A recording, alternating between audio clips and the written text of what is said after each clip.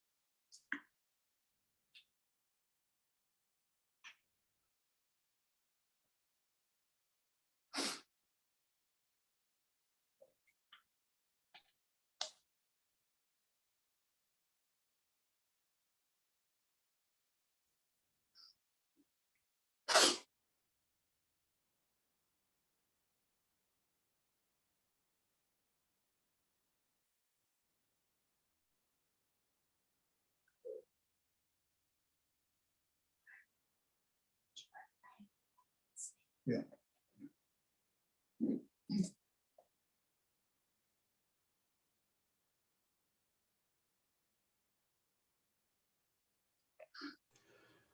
Good morning and welcome to this discussion of human rights in Nigeria and the United States Congress. Thank you all for joining us. We'll be starting in 1 minute.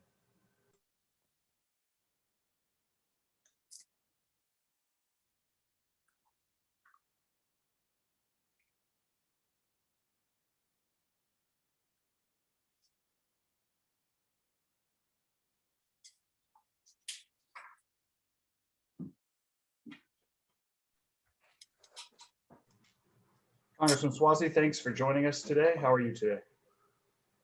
Well, thank you, Paul. Great. Thanks for joining us. We're going to get started in just a second. And I'll be doing an intro real quick. How you doing, Frank? Hi, Tom. How are Great. you? Thanks for doing this. I'm happy to try and help. Don't know how much I can add, but You got a good heart for it, though. I remember the prayer breakfast. You'll do well. try my best. Thank you for joining us this morning, gentlemen. Good morning from Washington, D.C. My name is Paul Kincaid. I'm Outreach Director for FMC, the Association of Former Members of Congress. I'd like to welcome all of you to this discussion today of Congress and human rights in Nigeria. This is an interactive discussion today, so if you have a question at any time, simply click the Q&A button at the bottom of your Zoom screen, fill out your name and your question, and if we choose you, our moderator will call on you to ask your question over audio only to our panel. Again, anytime during the call, just click the Q&A button at the bottom of your Zoom screen. The country of Nigeria sits on the United Nations Human Rights Council, and while changes have been made in the coastal African nation since adopting its constitution in 2012, the U.S. State Department still recognizes many important human rights issues in the nation. At the top of the list is a still strong Boko Haram terrorist group that has attacked government and civilian targets, resulting in thousands of deaths, the internal displacement of millions, and the creation of more than 300,000 external refugees. Meanwhile, both state and non-state actors commit extrajudicial killings, torture, and kidnapping. Freedom of expression, religion, and LGBT rights are heavily curtailed, and protests of these abuses are met with violent reprisals from government agencies. Today, we'll discuss what Congress and the United States can do about these abuses. We're joined by two experts on the subject from the U.S. House. Congressman Tom Suozzi of New York is a Democratic member of the Congressional Executive Commission on China. Congressman Chris Smith of New Jersey is the co-chair of the Tom Lantos Human Rights Commission. They're joined today by Dr. Richard Ikiebe, the director of the Center for Leadership and Journalism in Lagos. We hope to have a great discussion, and moderating it today will be former Congressman Frank Wolf, a Republican from Virginia, who served with Congressman Smith in the House. Congressman Wolf, thank you for joining us today. The floor is yours. Well, thank you very much. And I want to thank FMC and Pete Weidland and the entire staff for doing this. I also want to thank Congressman Smith and Congressman Suozzi for doing this. I am very grateful. Also, Dr. Ikiebe for joining us from Nigeria. The recent April 2021 report by the U.S. Commission on International Religious Freedom cites the difficulties faced by people of faith in Nigeria and lists Nigeria as one of 14 countries of particular concern. It's what they call a country of particular concern designation.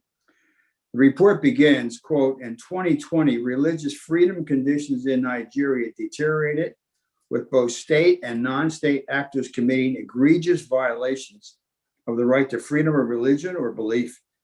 Nigerian citizens face violence by militant Islamists and other non-state armed actors, as well as discrimination and arbitrary detentions and capital blasphemy sentences by state authorities. Nigeria is the largest country in Africa with about 219 million people. And by 2050, Nigeria will have a larger population than the United States.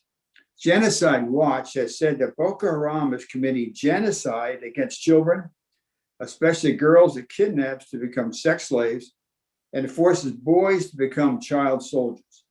It massacres police and others associated with the Nigerian government and commits war crimes against ordinary citizens.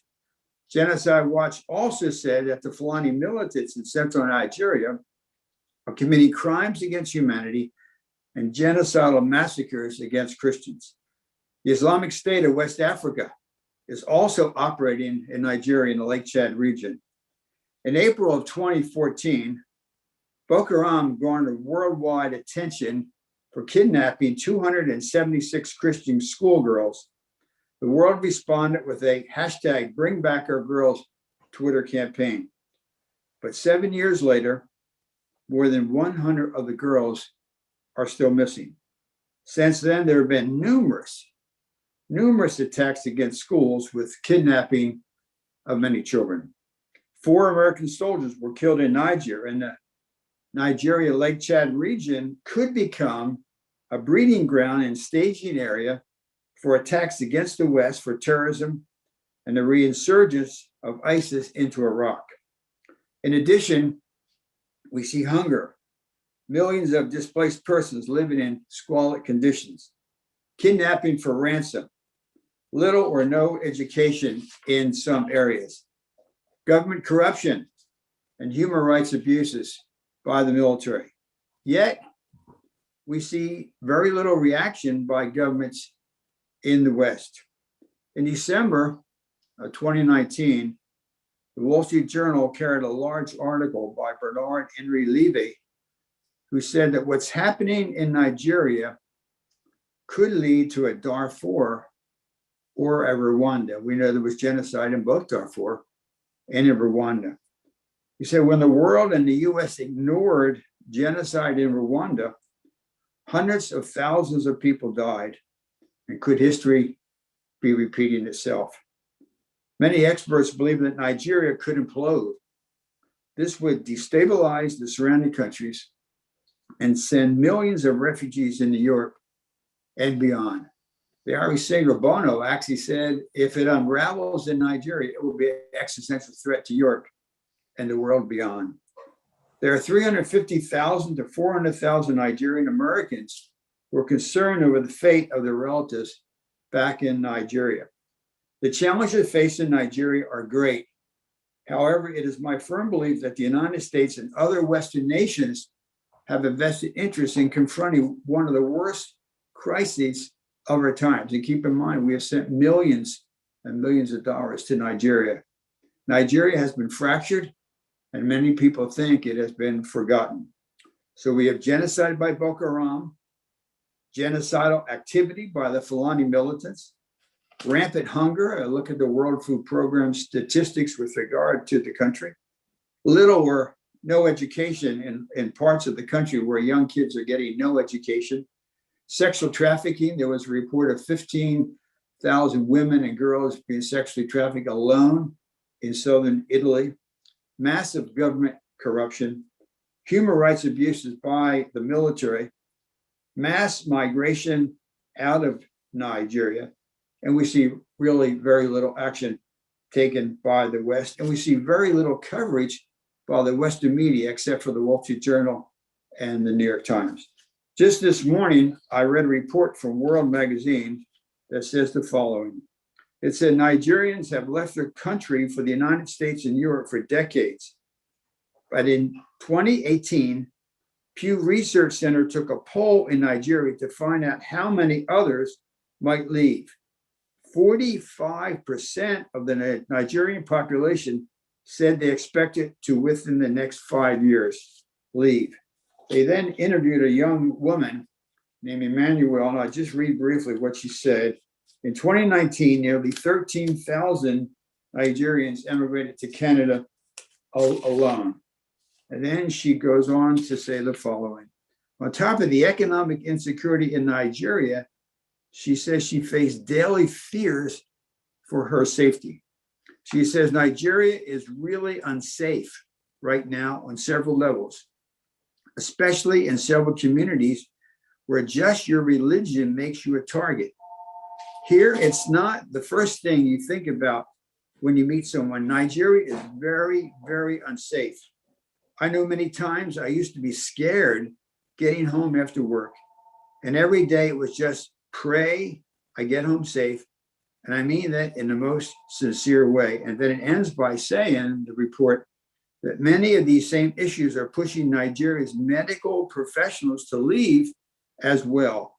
The country only has 74,000 registered doctors for its 219,000 million people, and doctors and nurses are leaving. It's very serious.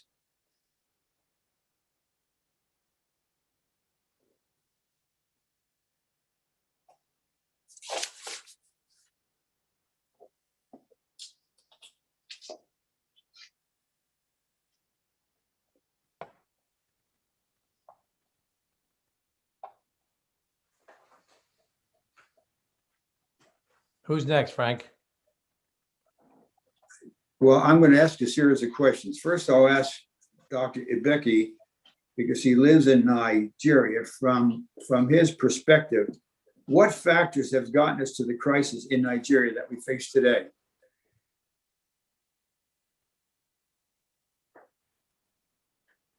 Thank you very much, Congressman, and I want to thank the organizers of this event. I think it has come at a very important time. I hope it will make some difference, and I hope it is not too late. What got us here is arrogance of the elite rulers and those who run the nation here in Nigeria. Arrogance that the problems that were so obvious 10, 15 years ago will just suddenly go away, and nobody took proactive action. What got us here is inability to see from a national perspective that we were faced with a problem that was so deep, so obvious for those who cared to see. What got us here is the, as Congressman Wolf said a moment ago, is the Western press refusing to acknowledge that there are genocidal activities in Nigeria. The Western press refusing to acknowledge that there are even problems in Nigeria. What got us here is confused narrative. People saying everything else except addressing the real problem of how we got to where we are. What got us here is the opening up of Libya and the chasing away of ISIS from Europe and allowing them to come into Libya and down into Niger, down into Mali. What got us here is the refusal to acknowledge that spiritual issues, that there are religious roots for the problems that we have in Nigeria, that indeed Christians are being persecuted. Of course, Muslims are being killed as well. Moderate Muslims are being killed. Christians are being killed. We have failed to acknowledge that there is a religious issue that is involved in what is happening. So if we want to go to the bottom of why and how we got here, we must ask the leaders, the political leaders who have buried their heads in the sand and have refused to acknowledge for 10 years, and particularly in the last 5-6 years, that Nigeria is faced with an existential problem. We are faced with an existential problem. Only yesterday, the governor of Niger State, not Niger, the country, came out and said that Boko Haram have pitched a flag next door, 2 hours away from the Nigerian federal capital. The same yesterday, the Benue State governor buried 70 people that were killed by the Fulani headsmen. He said it was the Fulani headsmen. 2 days ago, the governor of, I think, Abia or Imo, Anambra, Enugu, had the same problem, burying people that had been killed by these hoodlums ravaging in every part of the country. Whether you go to the east, you go to the west, you go to the north, there are killings on a daily basis. Just before I came on air on this program, somebody sent me a note from Kaduna and said that what is going on is like something that was taken out of the movie. So we have a that is just setting itself up for an implosion. I hope we are not too late. We were told yesterday that the Secretary of State of the United States had a virtual meeting with the President of Nigeria. I hope he listened. I hope there were concrete issues discussed, because where we are now, a senator was weeping in the Federal House of National Assembly. A Nigerian senator was weeping, recounting the atrocities that are being committed all over Nigeria. There is no square mile of the nation that is spared right now. I don't know how we are getting on. I don't know how we have managed to keep going on now. But I hope that government and the decision makers to see that they have a role to play, because as Congressman Wolf said a moment ago, where we are, it's a skyfall problem, by which I mean it's going to be everybody's problem. It's not going to be a Nigerian problem when it starts. It's going to be a West African problem. It's going to be an African problem. It's going to be a European problem, and it's going to be beyond that. Well, thank you, Doctor. Next question to Congressman Smith.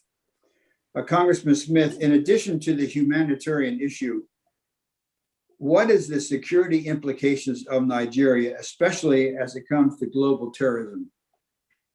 Thank you. First of all, I think everybody on this Zoom need to recognize that Congressman Frank Wolf, Chairman Wolf, wrote the law, the International Religious Freedom Act, which created countries of particular concern, the office, the ambassador at large, and USCIRF, which is the independent commission that provides incredible insights as to what is happening. And as you pointed out, they just came out with their report, and it is an indictment of what is happening in Nigeria today with the Islamic state in West Africa, the Boko Haram, the Fulani, all of whom and others who are not only killing, maiming, kidnapping, and beheading. There was a Christian from Cannes, and I know that organization very well. I've met with them many times in Nigeria.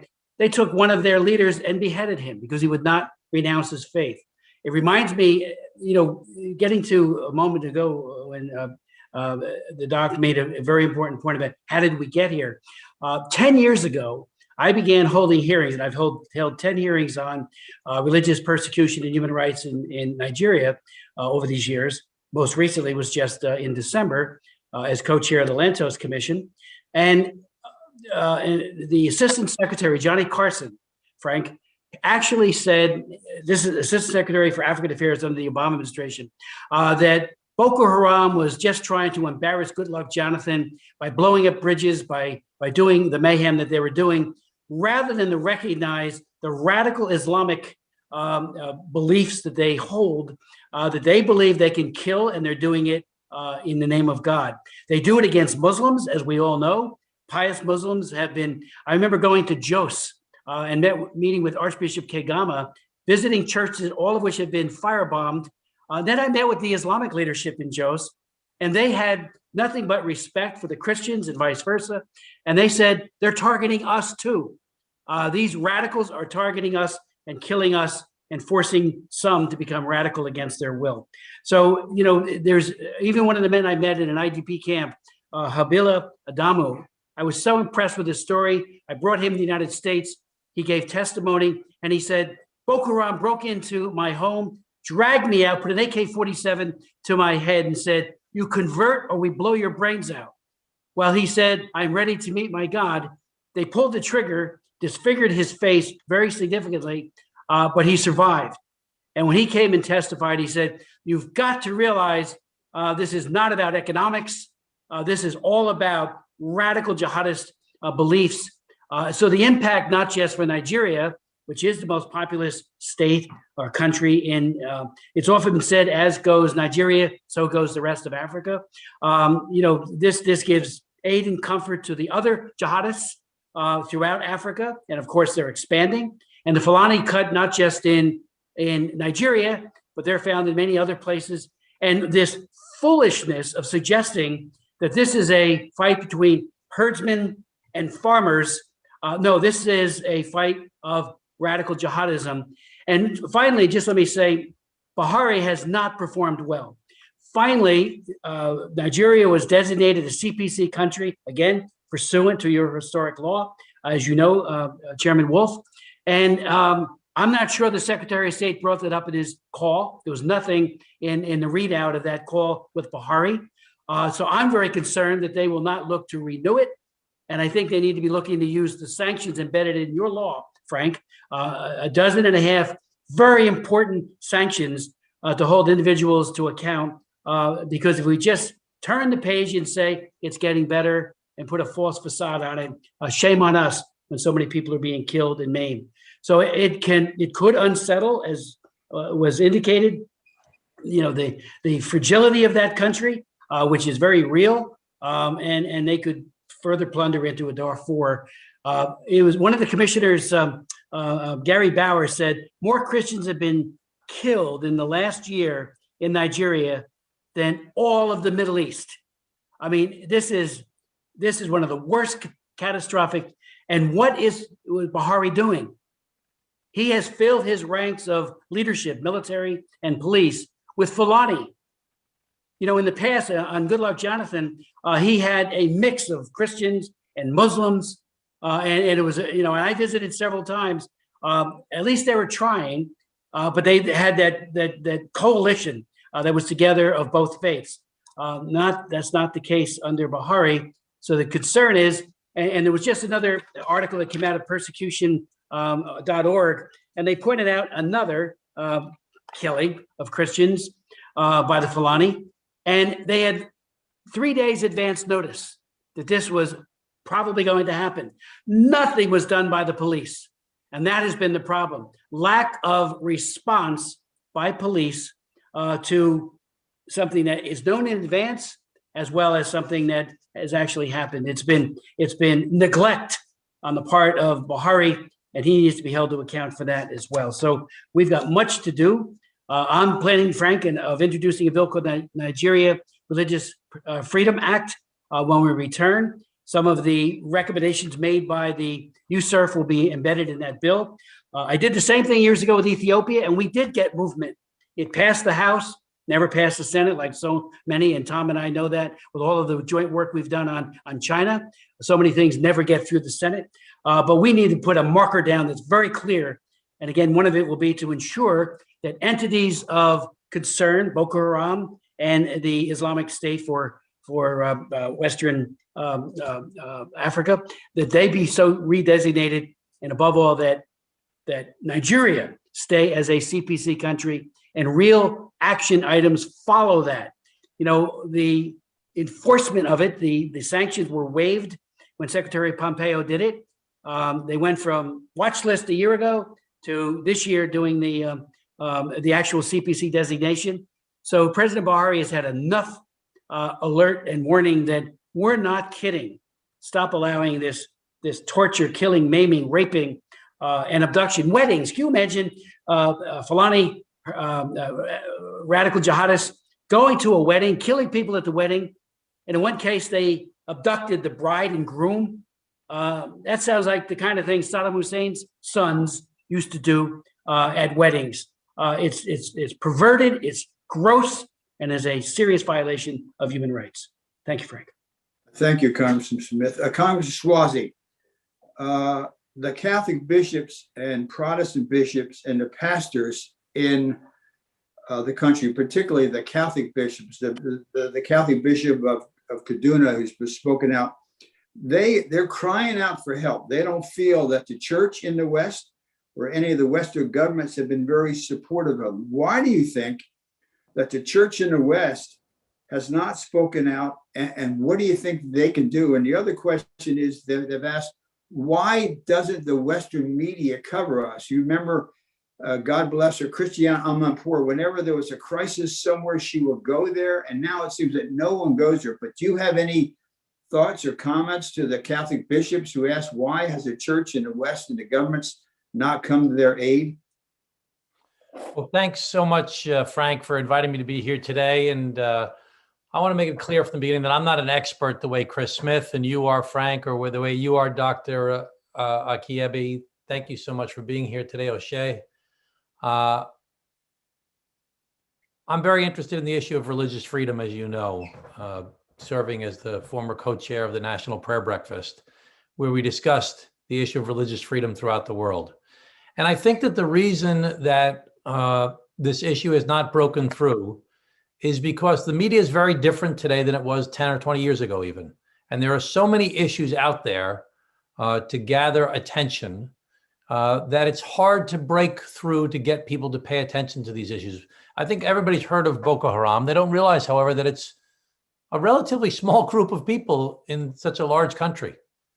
I don't think that people are educated on the issues of Nigeria. And I think that similar to what the doctor was saying is that we can't wait until this erupts into a full-blown genocide before people start paying attention the way that they need to pay attention. And unfortunately for the people that are listening here today and the people interested in Nigeria, we just have a lot of work to do. We have to educate people about what's going on. Chris and I can tell you about the experience we've had with the Uyghurs in Western China. Very few people were aware of the Uyghurs 3 years ago. Even now, I'm sure many people on this call are not aware of the Uyghurs, but we've been working on it and getting more and more attention over a period of years by passing legislation, by holding hearings, by trying to bring people together. And that's what you've done here, Frank, is you've brought people together to try and educate people about this awful, awful activity that's going on in the most populous state in the continent of Africa.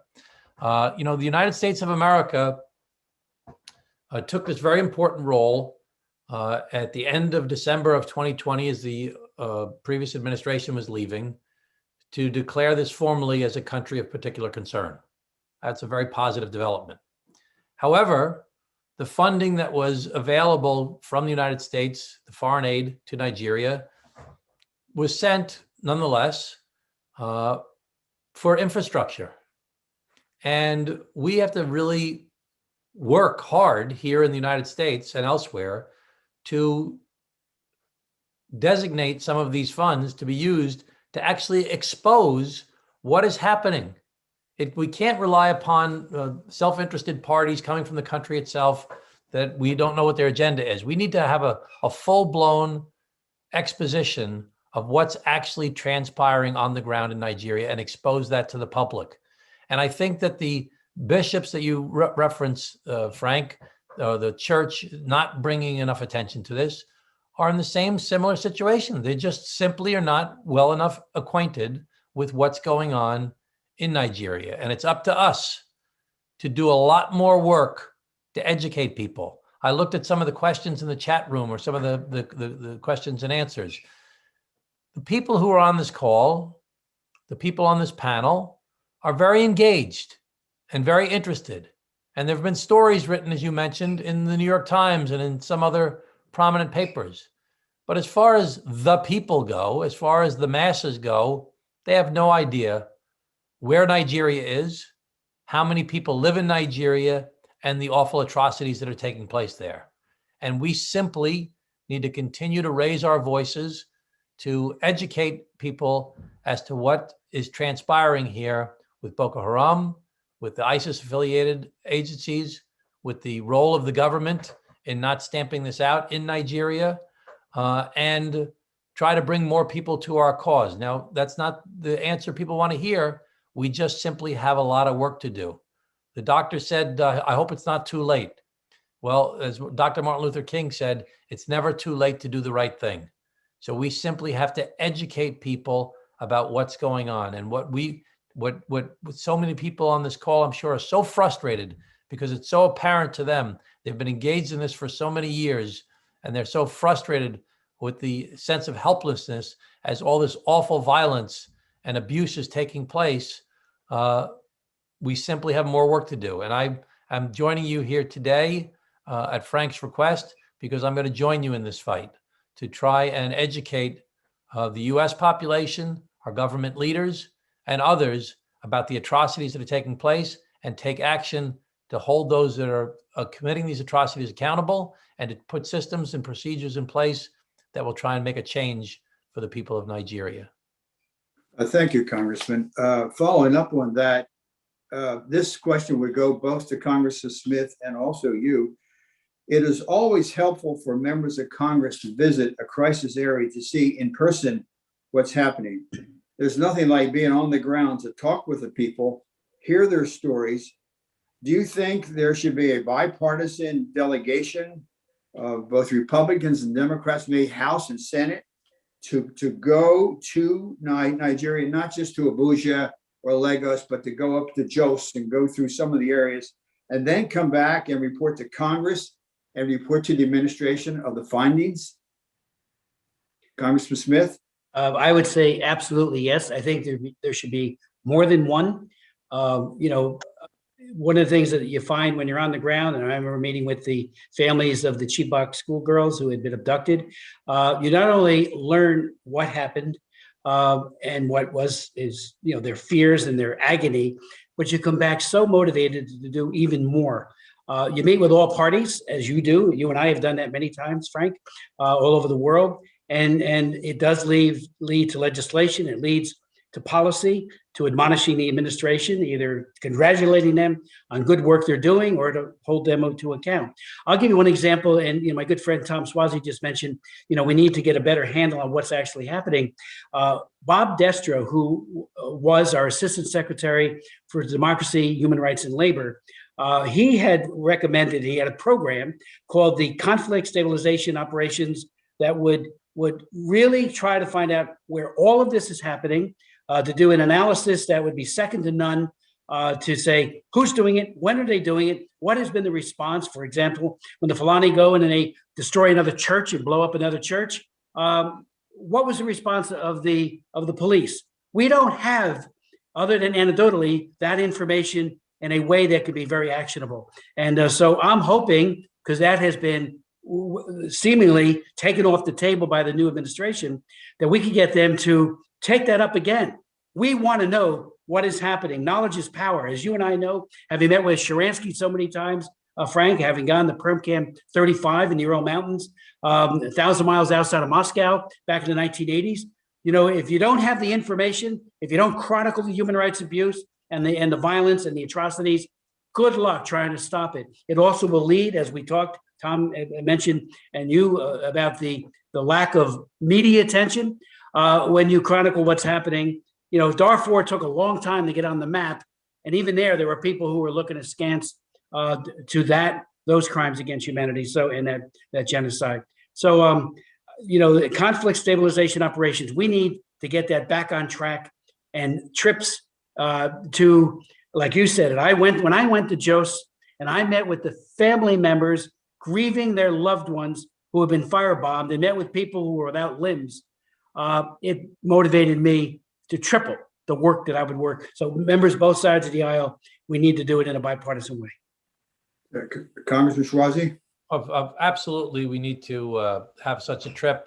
I know there's been other trips in the past, but we need to have a broader bipartisan attempt to address this. I think that Karen Bass from Foreign Affairs, and even Greg Meeks from Foreign Affairs, as new chairman of Foreign Affairs, would be very interested in helping to make that happen. And I'll make a personal request to them to ask for their assistance. Of course, there's restrictions related to the pandemic still, and that won't be lifting for a few months, but we hope, I should say. But I think that, we really need to do exactly what Chris is saying. It's not good enough. You can imagine I did a lot of reading to prepare for this call today. And, it's not enough to understand the issues of poverty, to understand the issues of climate change, to understand the conflicts between the herders and the farmers, and to understand the pockets of who lives in what part of the country.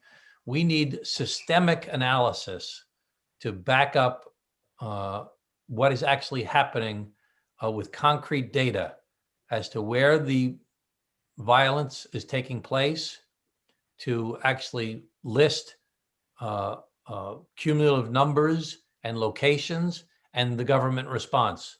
And you will see, based upon having more than just anecdotes. I mean, anecdotes are very important, obviously, to inform things, but then you need concrete data to look at the systemic issues that the country is facing because of the religious strife that's taking place and the attacks that are taking place. I'll ask this next question to all three, and I'm going to combine two, because in about 5 minutes, we're going to go out to the people that are calling in. But Boko Haram, since it was said, has killed more people in Nigeria than ISIS. Congressman Smith killed in Iraq and Syria combined. And there are reports that ISIS is now operating in the Lake Chad region. Should there be sort of a planned Nigeria Lake Chad region to bring together the agencies of the US government and also the World Food Program and all the different groups, so that there's a comprehensive program to deal with all the issues, and to work with also the other Western governments like England and France, and to combine that question for all three? In 2001, President George W. Bush appointed a special envoy for Sudan, former Senator John Danforth, who effectively coordinated the U.S. response to the crisis there among the various government agencies and worked with their allies. Do you think we need a planned Nigeria/Lake Chad region, and also a consideration for a special envoy like a John Danforth? Maybe go to you first, Congressman Smith, then Congressman Suozzi, then Dr. Ikiebe. Well, Frank, thank you. And you've been advocating for that. Our Nigeria Religious Freedom Act will have a provision in it that calls for a special envoy. You led the effort for the special envoy for Darfur, for Sudan, and what a difference that made through different administrations. So as you said, there would not have been a peace agreement without Senator Danforth and the way he got disparate factions together. And ambassadors are great, but having somebody that has the ear of the president and really can act in a very, very decisive manner and bringing all parties to the table can make a huge difference. We also need to include, obviously, the international community, the UK, particularly the House of Commons. David Alton and other members of the House of Lords and Commons have been very active. Last year, they did a breakthrough study on the Fulani and about this radical jihadist. It was a report that is a must read for anyone concerned about this. So I know, will join us in those efforts.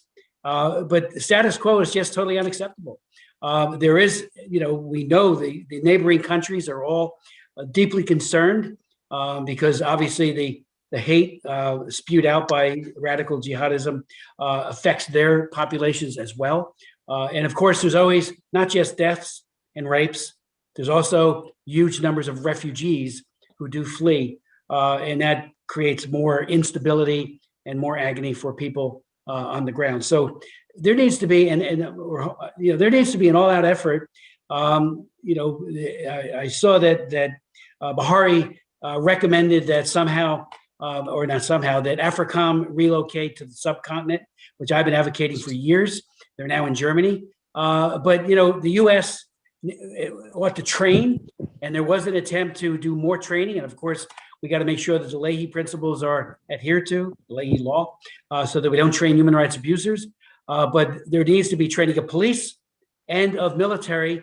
We know that we've sold them a number of aircraft. They got one so far. We got to make sure they're not used against Christians. It's an open question. Will that one aircraft, it's one of 12 by 2024. And now it's great to have that kind of capability, but let's make sure that they're being used for only good purposes. And I got it again, Frank, conflict stabilization operations. We need to get that. There was an actual proposal that was made by Bob Destro. It's been taken off the table. And I know Tom, absolutely agrees. We need to quantify, qualify, make it all very clear what is happening, because knowledge is power, and we're able to do more when we have the best possible, reliable, and accurate information. Thank you. Congressman Suozzi? And I'm initially very attracted to the idea of moving AFRICOM from Germany to the continent itself. One of the things that's seemingly unrelated, but really is very related, is the recent decision by the administration to leave Afghanistan. I've been defending keeping troops in Afghanistan for many, many years, but I was very persuaded recently by the fact that the reason we've spent as much time in Afghanistan is to stop new terror cells from growing there, and we had to be present to stop them from growing. But as we know, there are terror cells growing throughout Africa right now. And we have to figure out how to prevent ISIS from getting stronger throughout the world, but certainly in Africa as well. And Nigeria is a hotbed of where we need to have a presence to make sure that we are identifying what's going on. Again, I've seen so many decisions made in the heat of the moment after the fact that are not informed. We have to have a lot more data as to what's going on in Nigeria on a regular basis. And I know that a lot of people on this call, I'm sure, have that data. It's a matter of gathering it in a credible way that could be relied upon by different decision makers here within the United States of America. When we're sending $300 million in aid to the Nigerian government, there's no reason that we shouldn't be mandating that a portion of that money is used for the information gathering that we're talking about, so we can actually find out exactly what's happening. Not necessarily giving the money directly to the government either, but also to outside agencies that can use those funds to document as clearly as possible what's going on. Thank you, Congressman. We're almost at the time for the panel. I know Dr. Ikiebe is a little bit of a communication problem if he's still on. Doctor, are you still on? You're on mute, Doctor. You're on mute. Yes, I am. Yeah. Yes, I have unmuted myself. Okay. Well, in wrapping up, because this will be the last before they go to the general panel. You're on the ground there, and you know these issues. What do you think will happen in Nigeria if nothing is done? And could the country actually implode?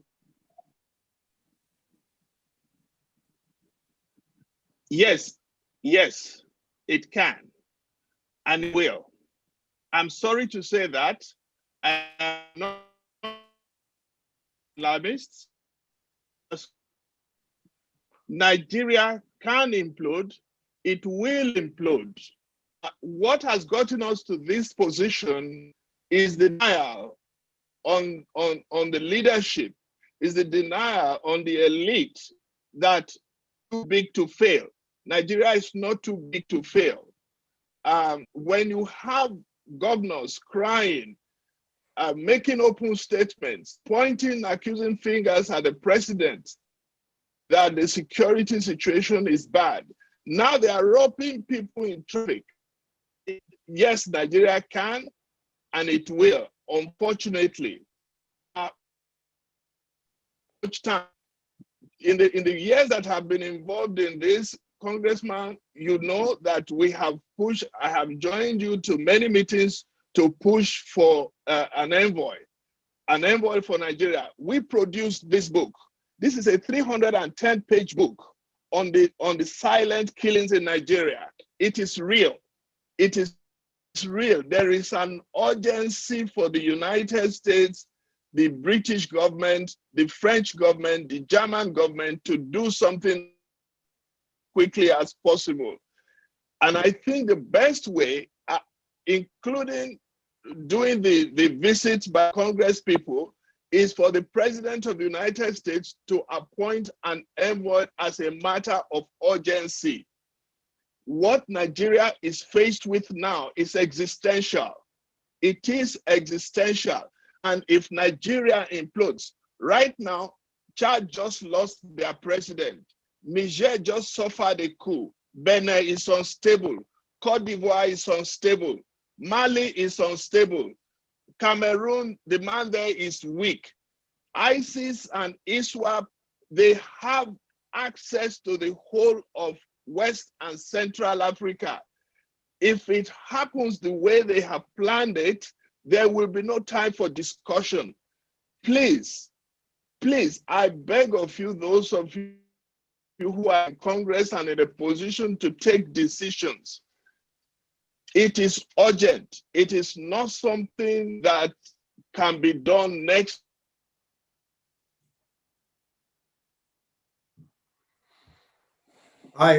Thank you, Doctor. I want to turn, there's a communication problem, but I think we heard most. I want to turn this back to the FMC that has taken questions from various people. And let me suggest, Doctor, that if you come back on, that you should turn off your video and just use the audio. Thank you, Congressman Wolf. Our first question is from Buchi Okeke, who's in our audience today. Buchi, if you can go ahead and unmute your microphone, you can ask your question of our panel. Hi, can you guys hear me? Yes. Well, thank you so very much, Congressman and people in the panel for having this session. I'm a very concerned citizen. I migrated to the United States 2015 because of the insecurity going on in modern day in Nigeria right now. And I'm from the Igbo speaking part of Nigeria. And I believe, Mr. Chris, you've been to Nigeria yourself, so you know the factions and all of that. And I want to just say this categorically, because I'm very in tune with what's happening, and I want to give you guys a light on how to help make things faster for everyone on this panel, especially if we want to see a lasting change in Nigeria before we all leave this earth. The truth of the matter is, the way it is currently, Nigeria is fighting both a religious war and a tribal war. And the religious war is from the people who want to implode and put in the jihadi, faction and way of life, as well as a tribal war where we are seeing the Igbos and the Yorubas and Hausas all saying that they want to separate from Nigeria. I feel like the first things should be on the agenda should be, how do we disintegrate Nigeria? How do we make Nigeria go back to, everyone goes back to their own particular space? Looking at the history of Nigeria, you would see that the founding fathers of modern day Nigeria never wanted Nigeria to work, and that was why they put Nigeria the way it is. And we have, we've spoken about how much people migrate to other parts of the world and develop other parts of the world. Most of the people who do this are the Igbo speaking tribe of Nigeria. They're the ones who are most concerned about development and progression. But there are some sect of people in Nigeria that are seeking to hold Nigeria down. And you've mentioned them. We all know them, and they're the Fulanis.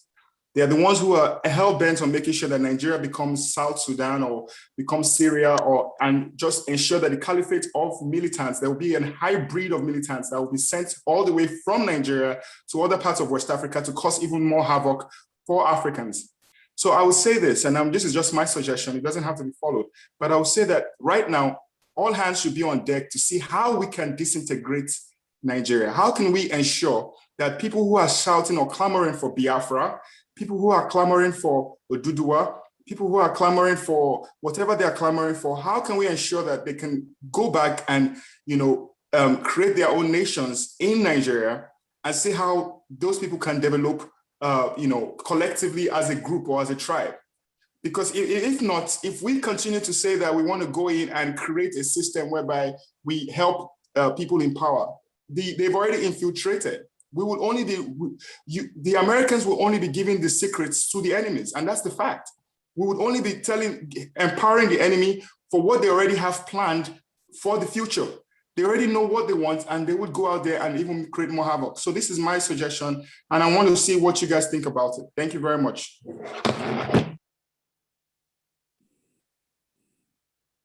Moderator? Oh, I believe he wanted to. Why don't you ask another? And I think he makes a good point, but why don't you ask another question? Our next question is from Ray Iminu, who's in our audience and has a question. Ray, if you can go ahead and unmute your microphone, you can ask our panel your question. And when folks do have questions, if you can get to them quickly, that way we can make sure that everybody has a chance to get to theirs. Mr. Iminu, if you'd like to unmute your microphone.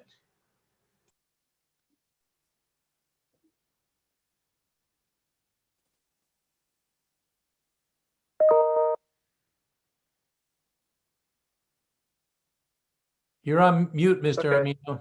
I think we're having some problems with Mr. Iminu's microphone, so we'll go on to our next question, and that comes from Kenneth Okobene. Kenneth Okobene has a couple questions. Kenneth, if you'd like to pick one of them and go ahead and unmute your microphone, you can ask our panel your question. Sure. Can you guys hear me okay? Yes. I'm Ken, calling from Philadelphia. I've been in the US since about 19 years now. I came here as a student. I'm originally from Jos, which, as we all know, it's the hotbed for extremism. I have a two-part question. The first question, basically, what ways can Congress engage more with Nigerian civil society organizations?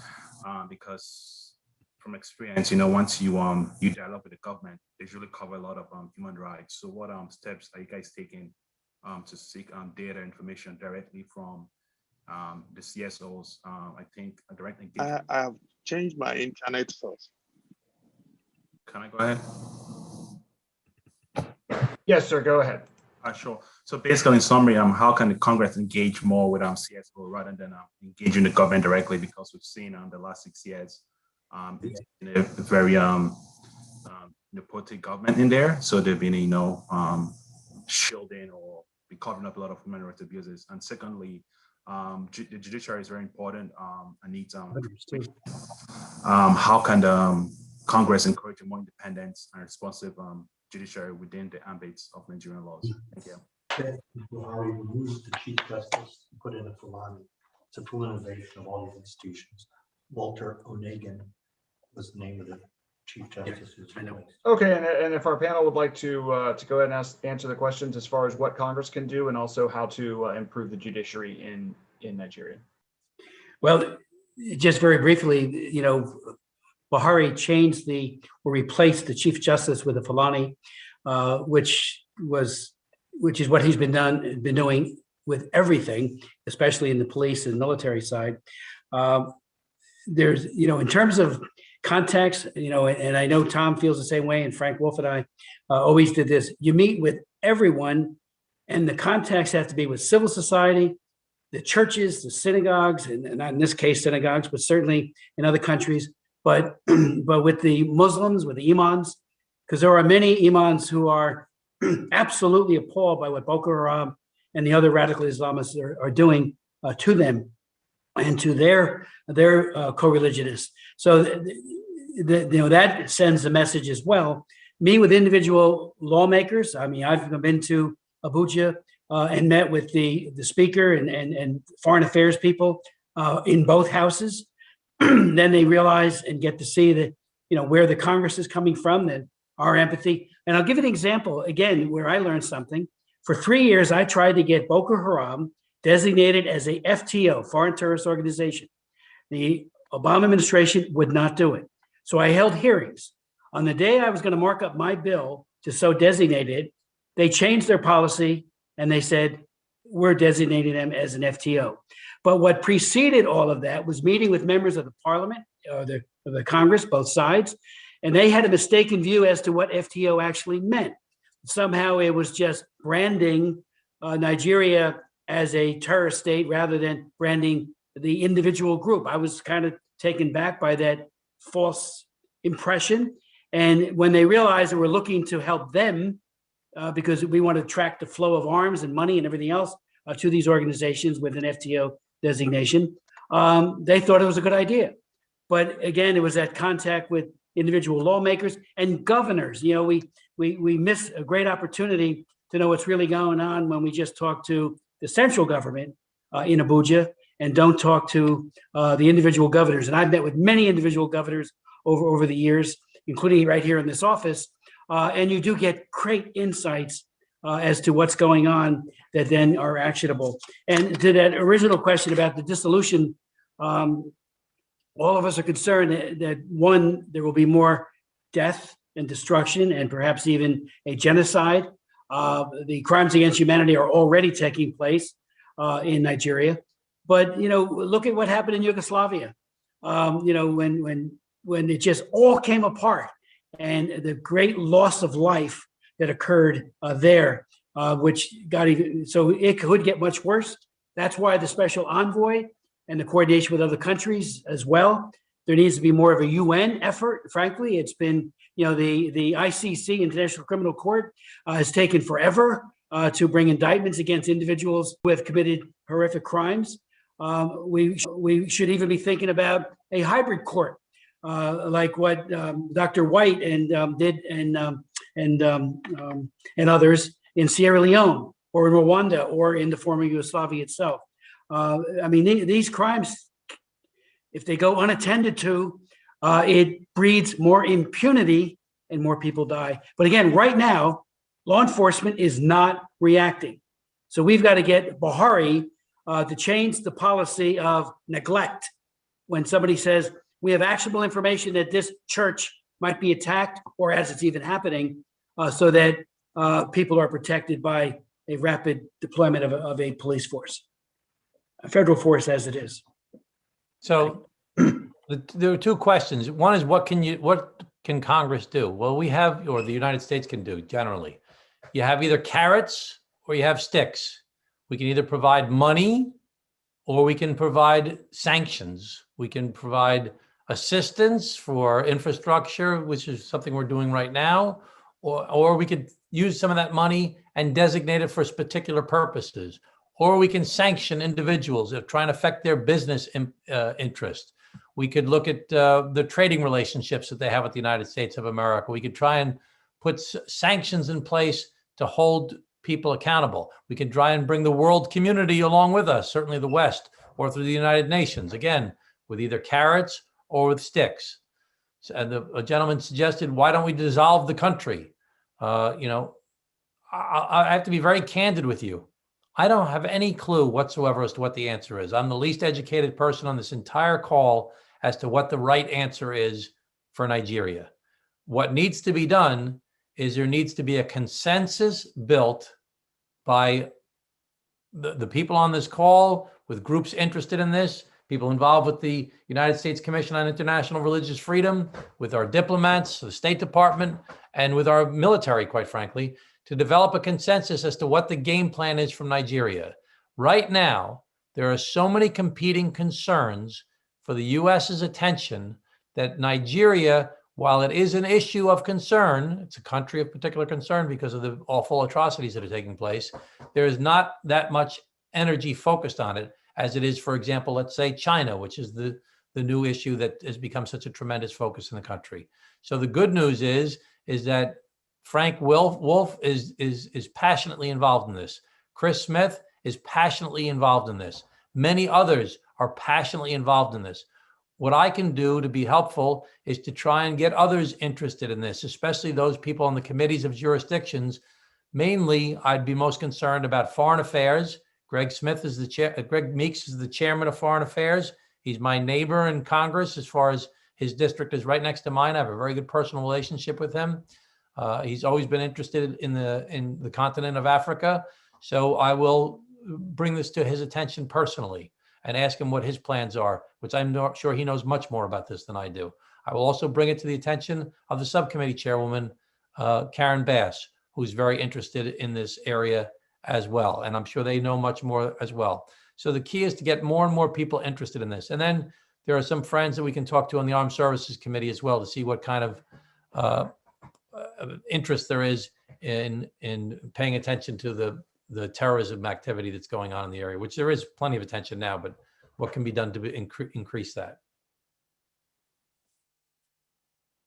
Is there one last question, Paul? Yes, sir, Congressman. Margarita Starkovicute, a former member of the European Parliament, has actually joined us. And Margarita, if you can go ahead and unmute your microphone, you can ask our panel your question.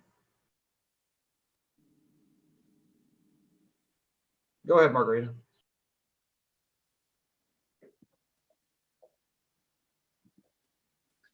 Can't hear you, Margarita. Still can't hear you.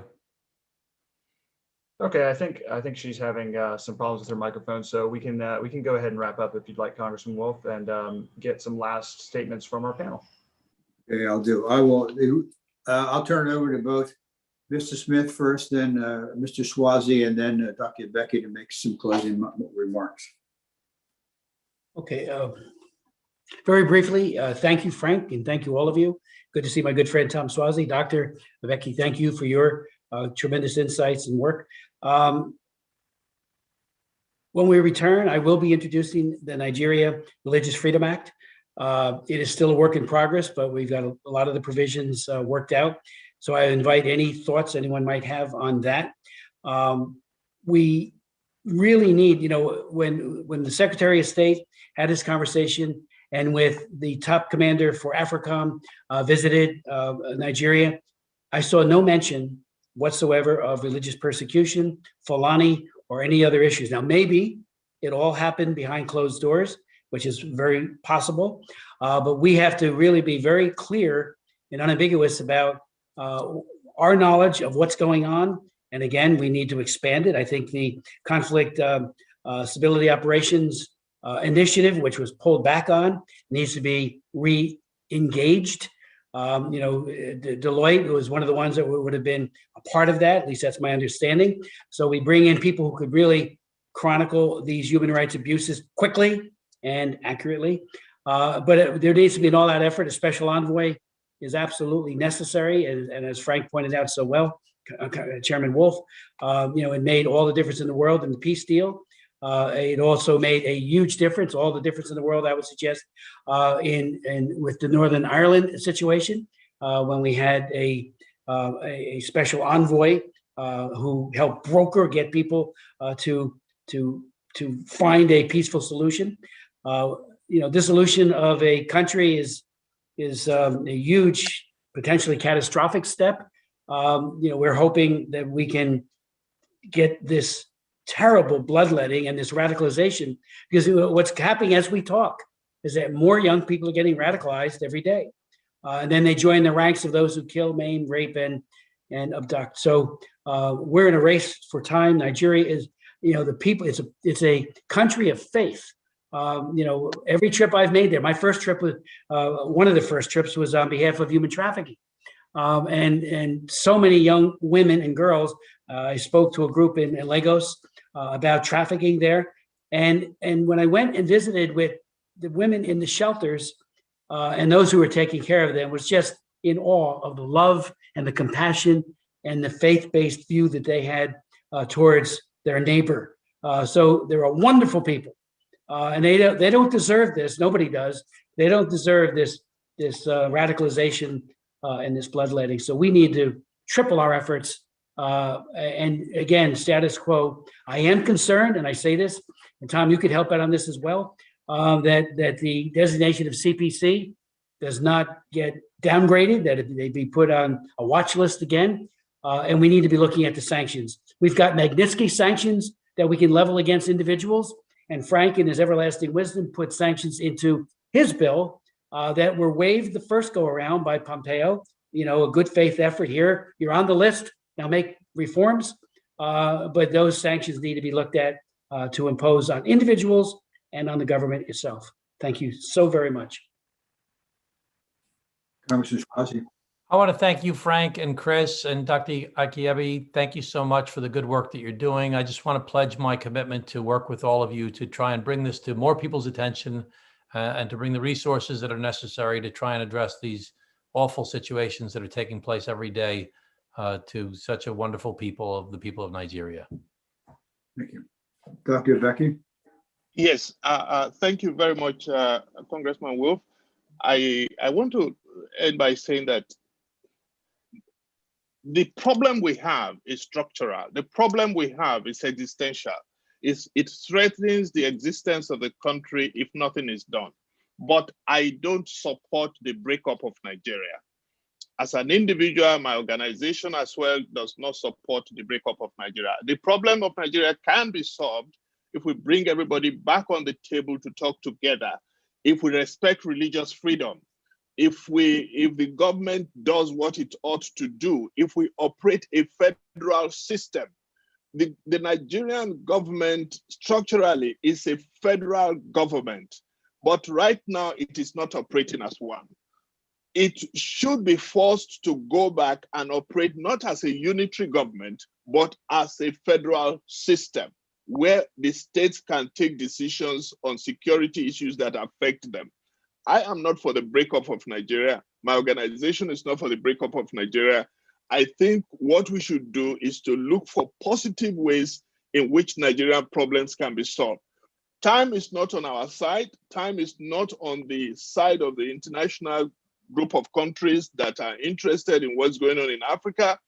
Now is the time to act. I plead with you. I thank you for this, and I'm grateful for the promises that the congressmen have made.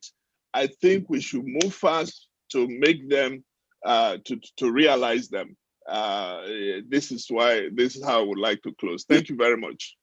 Thank you, Doctor. Well, I want to close by thanking Congressman Smith and Congressman Suozzi. I mean, they got a big heart, and frankly, they're two of the very best that you could have. So their activity may end up saving thousands and thousands of lives. I am grateful, and I know the people of Nigeria are. Secondly, I want to thank Dr. Becky too for taking this time and for all of your work, Doctor. I am very, very grateful. And I lastly want to thank FMC. It was very good for them to hold this panel, and I'm grateful for them, and I'm grateful for all the people that have watched. May good things and God bless this effort to help the people of Nigeria. They're good people and they need our help. Thank you all for